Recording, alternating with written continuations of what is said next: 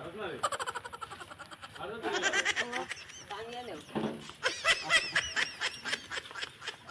রাসেল ভাই আসুন নি আপনি করো আমার বাস্তবিক ঘটনা কিটা হয়েছে না হয়েছে আমি কইয়া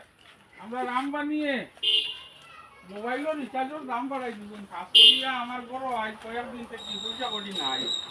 বুঝছো নি একবারে পয়সা ফুটাই গেছে আগে দেবো 200 টাকা রিচার্জ হইতো এখন তো রিচার্জ বাড়িয়ে গেছে। বাড়ি ডাইরেক্ট আরো বাড়াই দিয়েছে 60-70 টাকা না করতো একটু 350 টাকা লাগে আর আমার গরো কিচ্ছু নাই তো গরো আমার বই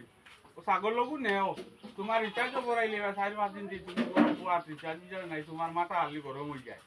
ও আমি কিটা করছি ছাগল লগু লইছি আর কই আলু ইয়ার যেটা লাগে সবটা লই আইও আর যে দোকান আমরা রাসেল ভাই দোকানও যাইবাই